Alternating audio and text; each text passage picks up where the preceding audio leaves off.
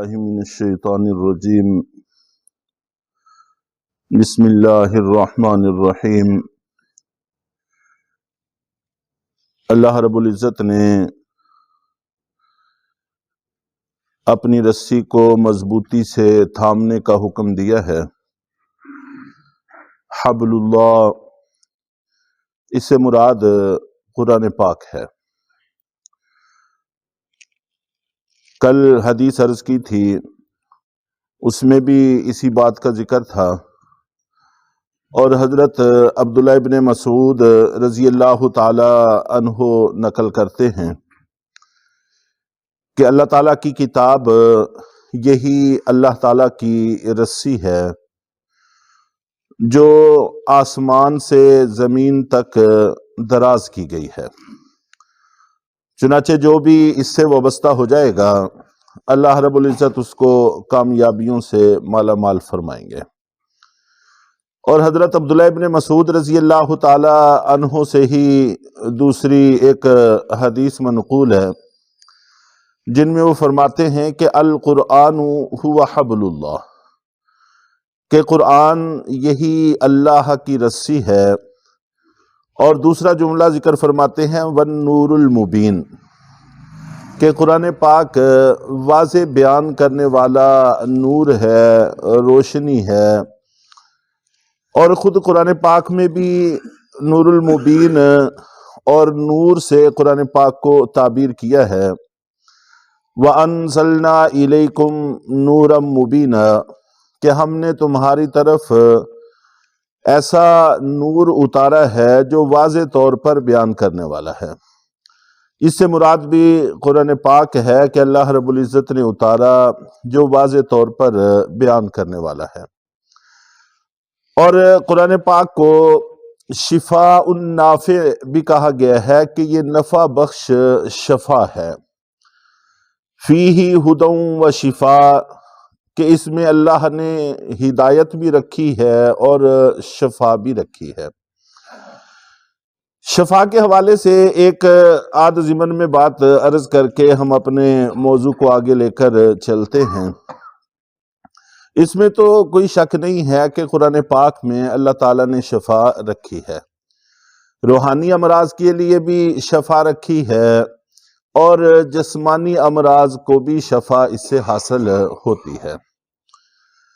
چنانچہ روحانی امراض سے مراد یہ ہے دل کی بیماریاں، انسان میں حسد پیدا ہو جاتا ہے، کینہ پیدا ہو جاتا ہے، بغض پیدا ہو جاتی ہے، عداوت پیدا ہو جاتی ہے، تو ریاکاری، دکھلاوا، یہ ساری دل کی امراض ہیں۔ حب جاہ، حب مال، اور یہ ساری دل کی امراض ہیں۔ روحانی امراض سے بھی ان کو تعبیر کیا جاتا ہے۔ قرآن پاک ان سب امراض سے شفا بخشتا ہے۔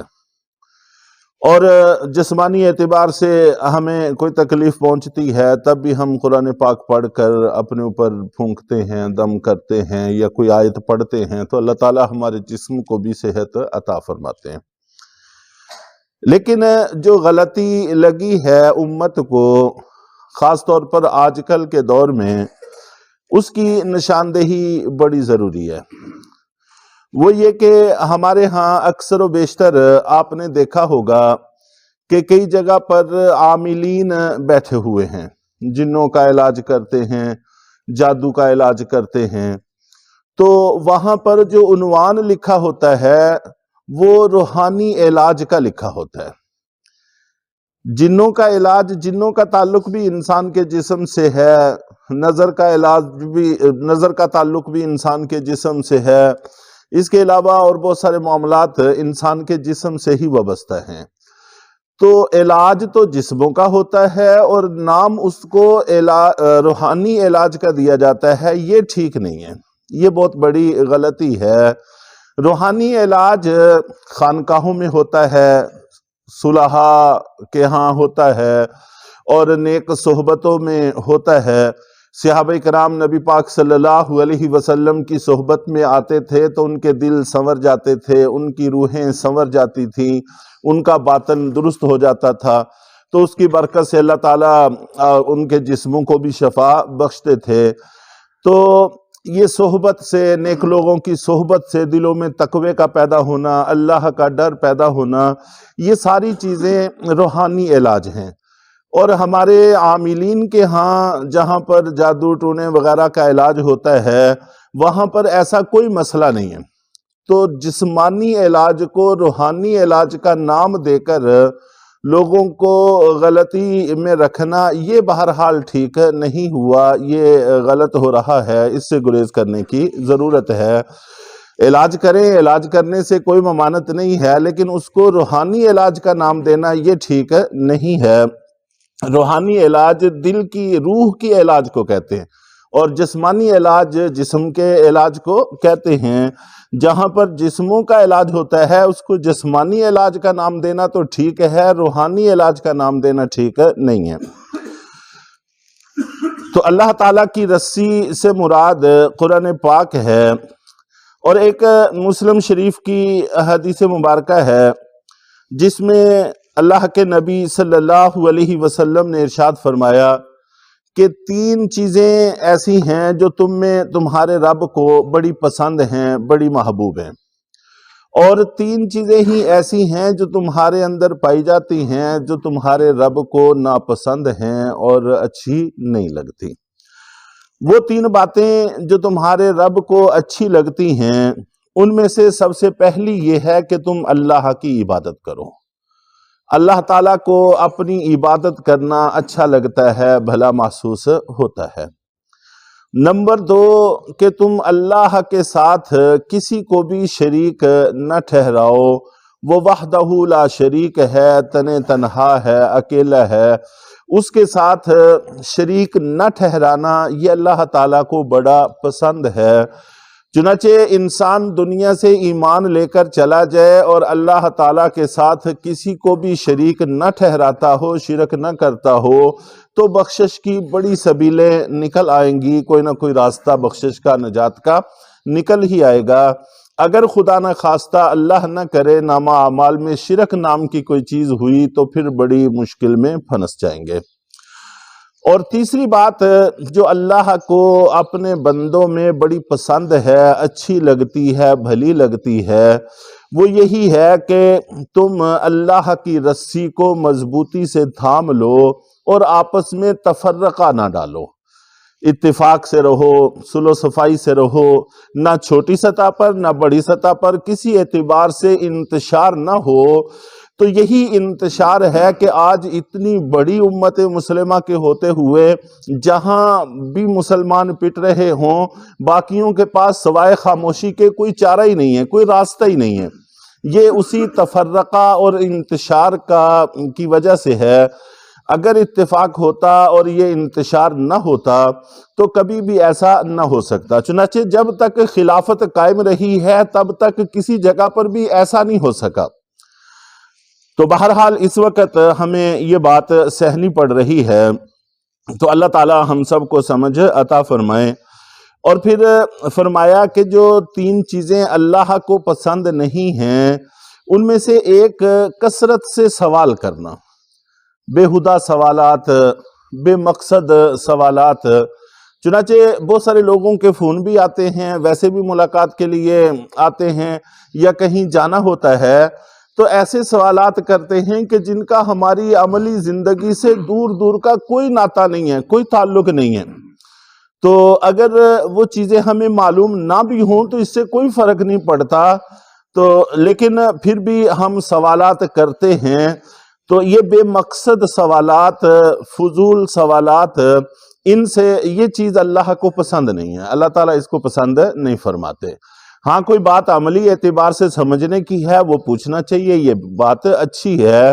جس کا ہمارے عمل سے تعلق نہیں ہے اس کو پوچھنے اور اس کے پیچھے پڑنے کی ضرورت نہیں ہے۔ اصحاب کہف کے کتے کا رنگ کیسا تھا اور اصحاب کہف کتنے تھے، اور اسی طرح حضرت ابراہیم علیہ السلام کی بیویوں کے نام کیا تھے، پہلی کون سی تھی، بعد میں کون سی تھی، اور اس طرح کے سوالات، اور بہت سارے ایسے سوالات آتے ہیں۔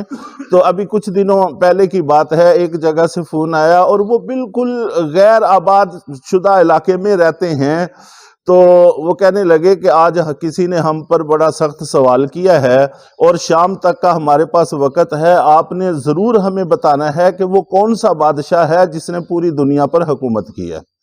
میں نے کہا اگر یہ نہ بھی پتہ چلے تو شام کو تمہاری مجھ دودھ نہیں دے گی یا کیا اس سے فرق پڑے گا تمہیں؟ تو بہرحال عمل نماز کا کوئی نہیں پوچھتا، روزے کا کوئی نہیں پوچھتا، حج کا کوئی نہیں پوچھتا، زکوٰۃ کا کوئی نہیں پوچھتا، اور اسی طرح طلاقیں دینے کے بعد طلاقوں کا مسئلہ پوچھتے ہیں، پہلے کوئی نہیں پوچھتا، نکاح کا مسئلہ آج تک کوئی نہیں پوچھنے کے لیے آتا، جو ہماری ضرورت ہیں، ہما وقت کی ضرورت ہیں، وہ پوچھنے کے لیے کوئی نہیں آتا، اور جس کا ہماری عملی زندگی سے دور دور کا کوئی تعلق نہیں ہے اس کے پیچھے پڑے رہتے ہیں، یہ اللہ کو پسند نہیں ہے۔ اور اسی طرح کثرت گفتگو، فضول گفتگو، چنانچہ اس وقت ہماری مجلسیں جہاں پر بھی دیکھیں عجیب و غریب گفتگو، عجیب و غریب موضوع، اور سوائے گفتگو کے کچھ بھی حاصل نہیں ہے۔ جہاں دیکھیں سیاسی کٹڑے لگے ہوئے ہیں اور مجلسیں جمی ہوئی ہیں اور بالکل بے مقصد۔ ہاں اگر آپ کچھ کرنا چاہ رہے ہیں، واقعی آپ کوئی عملی میدان میں قدم رکھ رہے ہیں، تو پھر بھی کسی حد تک سمجھ میں آتی ہے۔ جو ہمارے کرنے کے کام ہیں، دعا کرنا، استغفار کرنا، توبہ کرنا، اس کی طرف تو ہم آتے نہیں ہیں، لیکن جو ہمارے دائرہ اختیار سے باہر کے کام ہیں ان میں الجھے ہوئے ہیں، تو کسی حد تک تو چلو بندہ اس پہ گفتگو کر لے، لیکن ہمہ وقت اسی گفتگو میں لگا رہے، یہ اللہ کو پسند نہیں ہے۔ اور اسی طرح اضاعت مال کو ضائع کرنا فضول رسموں میں اور اسی طرح فضولیات میں، یہ اللہ تعالیٰ کو پسند نہیں ہے۔ چنانچہ اس وقت ہماری صورتحال یہی ہے کہ فضولیات کے لیے ہمارے پاس اتنا مال ہے کہ جس کی کوئی حد نہیں ہے، لیکن صحیح جگہ پر خرچ کرنے کے لیے ہمارے پاس کچھ بھی موجود نہیں ہوتا، تو یہ چیز بھی اللہ تعالیٰ کو پسند نہیں ہے۔